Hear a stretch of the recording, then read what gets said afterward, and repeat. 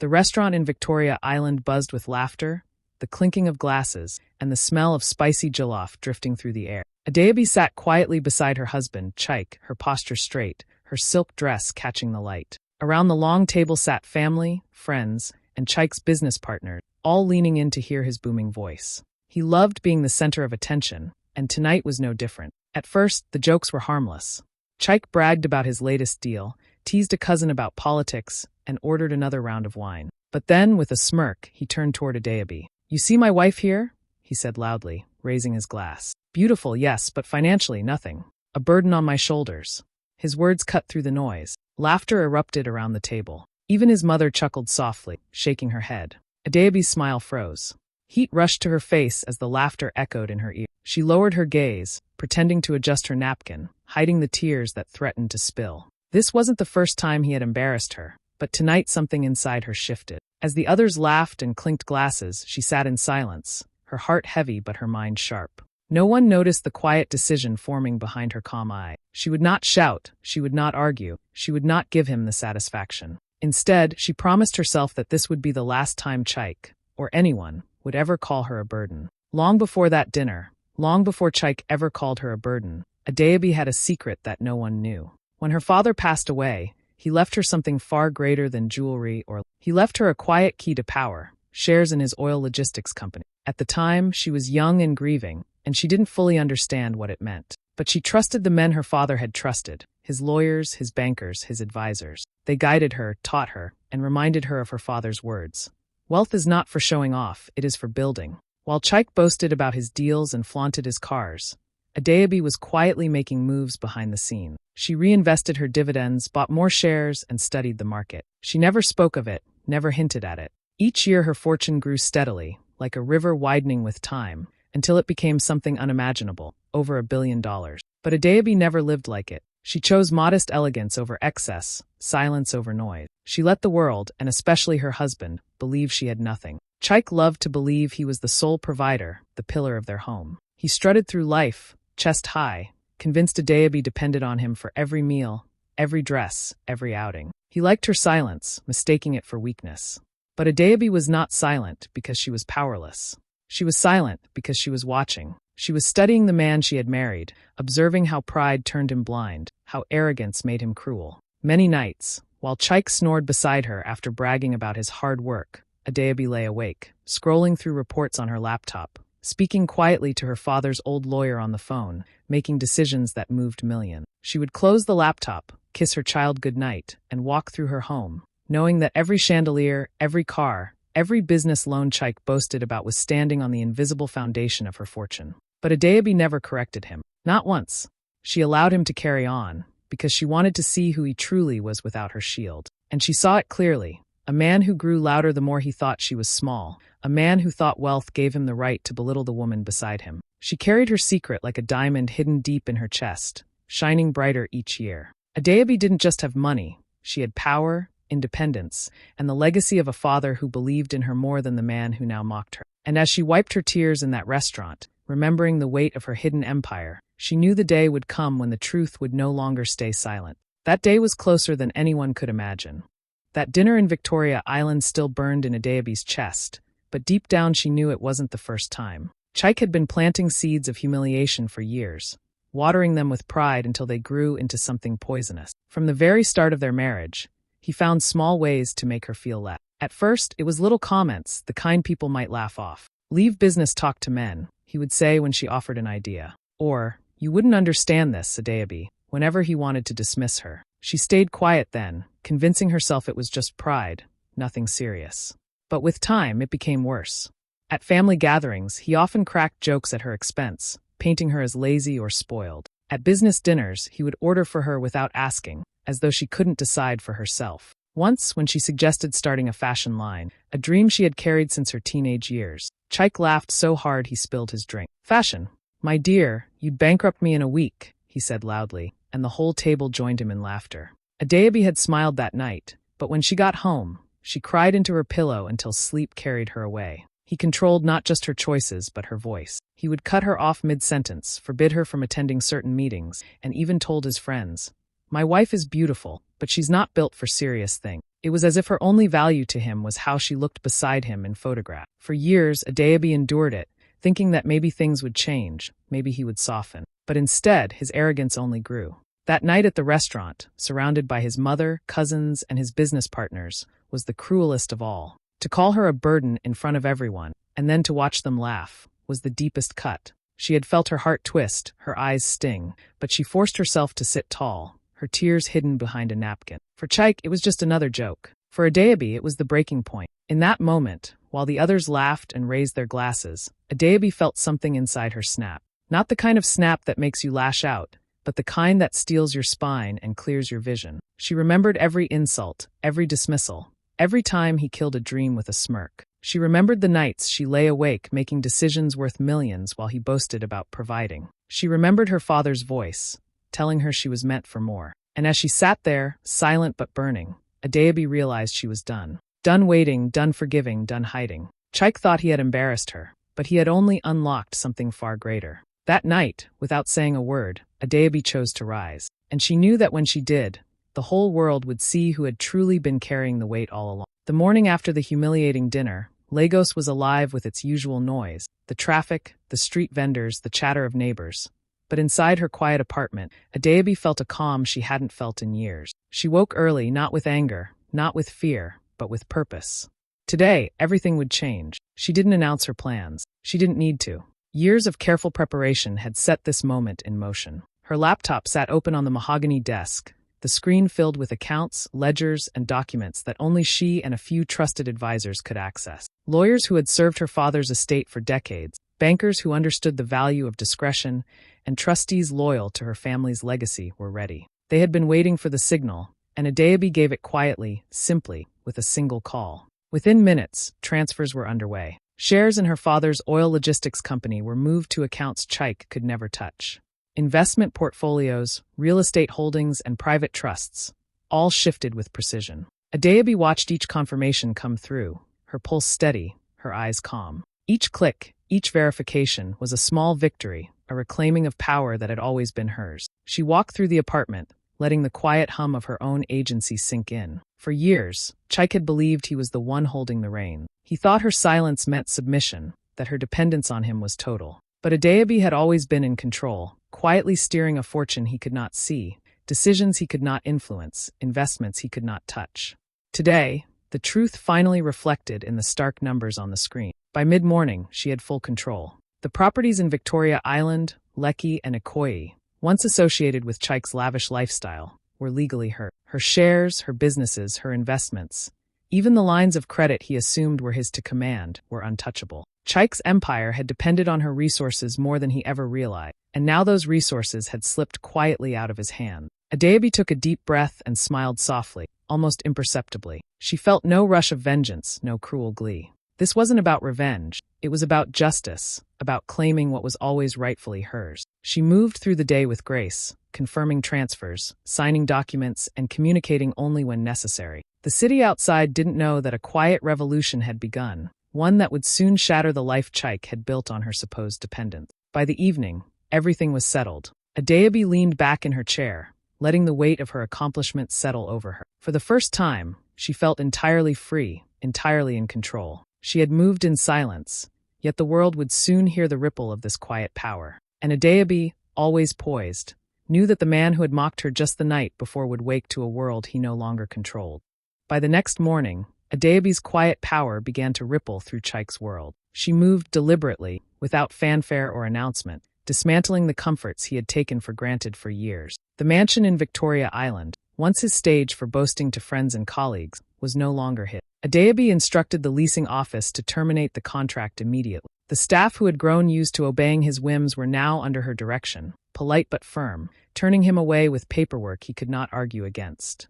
The cars, sleek and expensive, lined up in the driveway as symbols of his status, were the next to go. They were all registered under her name, and she signed the releases herself. Within hours, the keys were returned, the titles transferred, and the garages emptied. Chaik, who had once laughed at the idea that she could take control, found himself standing in silence, staring at his empty driveway, unsure how to react. Even his business lines of credit, which he had assumed were backed by his own genius and charm, were frozen. Adeobi had quietly severed the links, cutting him off from funds he relied on to maintain deals and appearances. Calls from bankers and investors began flooding in, explaining changes he could neither reverse nor dispute. Deals he had bragged about to colleagues and family began to unravel, investors pulling out as quickly as they had once jumped in at his word. The invitations for his upcoming gala, the grand event where he planned to show off power, wealth, and influence, vanished with a simple phone call. Caterers, venues, and sponsors were all informed of cancellations, leaving Chaik scrambling to find footing in a world that had suddenly shifted beneath him. Every plan he had built on her assumed dependence crumbled overnight, leaving him exposed and helpless. What struck Adeobi most was the silence with which it all happened. No drama, no shouting, no confrontation. Just quiet, unstoppable change. She watched from her study as emails and messages piled up in Chaik's inbox, reading complaints, panicked calls, and bewildered questions from those who had once bowed to him. She did not gloat. She did not rush to witness his fall. She simply observed, letting reality speak for itself. By the afternoon, the man who had mocked her in a crowded restaurant found himself stripped of everything he had believed was his alone. His pride, once untouchable, began to crack, revealing the fragility he had hidden behind arrogance. Adeobi moved through her day with calm purpose, knowing that every canceled lease, every frozen account, every failed deal was a step toward reclaiming her life, and showing Chaik that the world he had built on her supposed weakness was nothing without her. For the first time, Chaik was truly powerless. And Adeobi, who had been underestimated and mocked for years, was finally in control, her silence more powerful than any confrontation he could have imagined. Chaik woke up the next morning to silence that felt heavier than any night he had ever known. His usual world of luxury, control, and applause had vanished overnight, replaced by confusion, panic, and a creeping sense of dread. The first shock came when he tried to access his accounts. Every screen flashed red. Transfers were blocked, lines of credit frozen. Investments he had relied on for years now seemed to vanish like smoke. He called his brokers, his bankers, even the lawyers he thought were loyal, but every call ended the same way. Explanations that left him trembling. Properties he had assumed were his were no longer accessible. Cars he drove without a second thought were gone. Every deal he had boasted about, every partnership he had flaunted to colleagues and friends, began to crumble under the weight of Adeobi's quiet control. Pride had always been Chaik's armor, but it offered no protection now. Friends who once laughed at Adeobi's dependence and hung on his every word now kept their distance.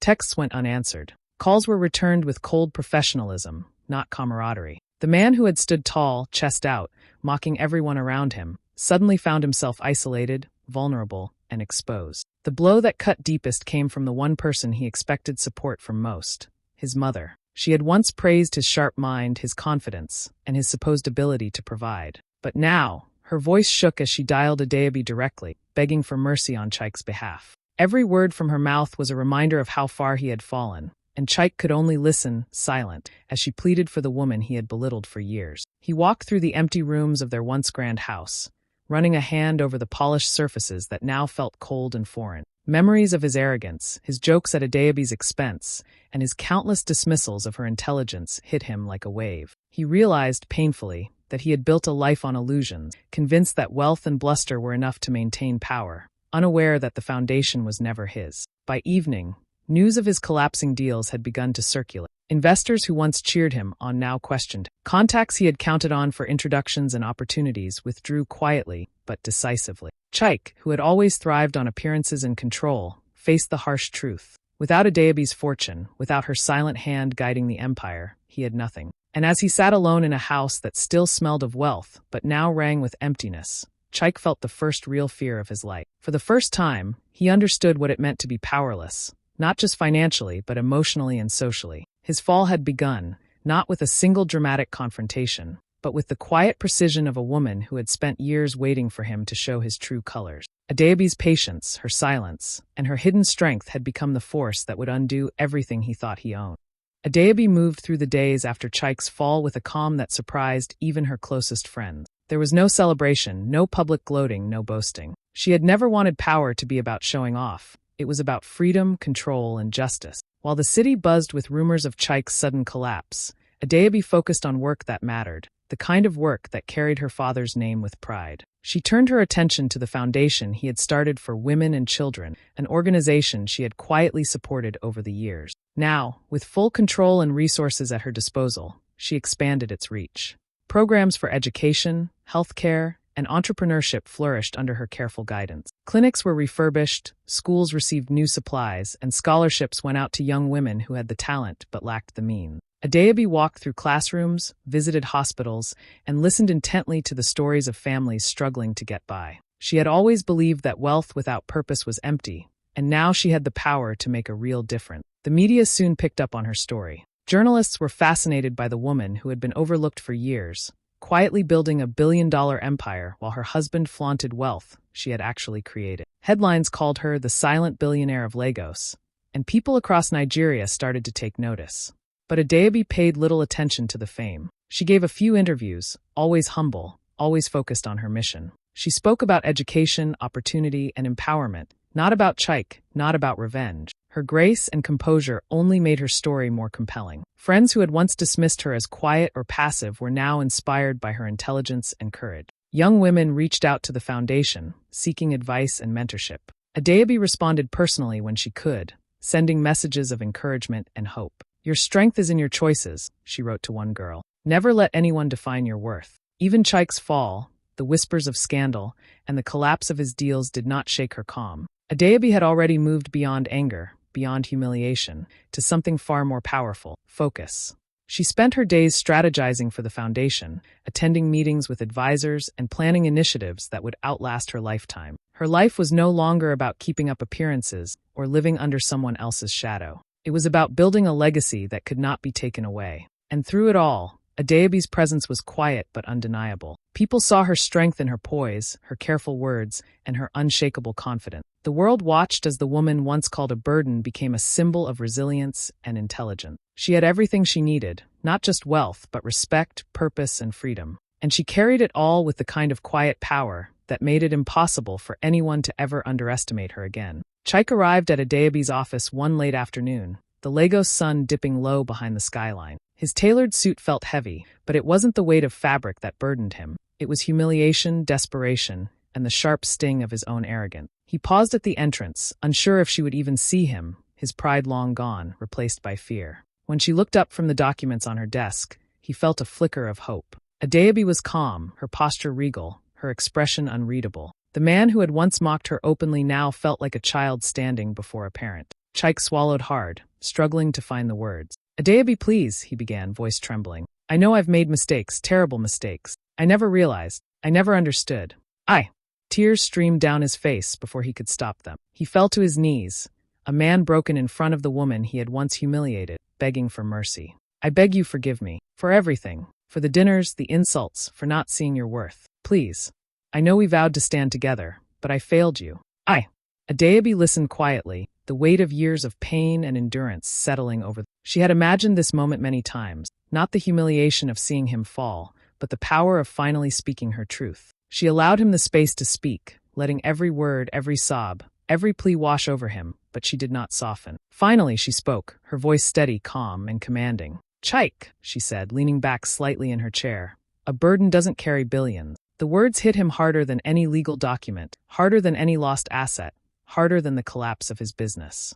He had called her a burden for years, laughed at the idea that she could contribute anything meaningful, never imagining she held the key to everything he had built, or thought he had built. Chike looked up, shame burning his face, unable to respond. The reality of her strength, her independence, and her quiet intelligence weighed on him. Adeobi continued, softer now but still unwavering. "I have carried more than you ever knew, more than you ever respected. And now, I am choosing my path, without you standing in the way." He begged again, promising to change, to respect her, to honor her, to rebuild his life on her terms. But Adeobi had moved past needing apologies or promises. She had spent years watching, waiting, and planning. This was not the moment for reconciliation. It was the moment for clarity. Chike finally understood that his world had shifted. The man who had laughed at her dependence now saw the truth. Adeobi was not dependent. She was unstoppable. And the woman he had mocked, the woman he had underestimated for years, was the one who had the power to define their future, and she would define it on her terms. For the first time, Chike experienced the sting of humility, the weight of regret, and the sharp edge of a truth he could no longer deny. Adeobi's silence had been strength, her words power. And in that office, he finally realized the depth of the woman he had thought he controlled. The morning of the court hearing, Adeobi walked into the Lagos courtroom with quiet confidence. Her steps were measured, her expression calm, her head held high. Chike sat across from her, looking smaller than she had ever seen him, shoulders slumped, face pale. The room was filled with lawyers, journalists, and spectators, all curious to see the woman who had been called a burden now standing before the world as the one in control. When the proceedings began, the truth unfolded like a story the city had been waiting for. Adeobi's lawyers presented the evidence clearly and methodically. The accounts, the shares, the investments, the properties. Everything Chike had assumed was his alone was, in reality, hers. They spoke of her quiet management of the family fortune, her careful planning, and her strategic decisions that had safeguarded her father's legacy. The courtroom murmured as the scale of her wealth became clear. Chike tried to speak, tried to defend himself, tried to claim some control over what he had lost. But every argument fell flat.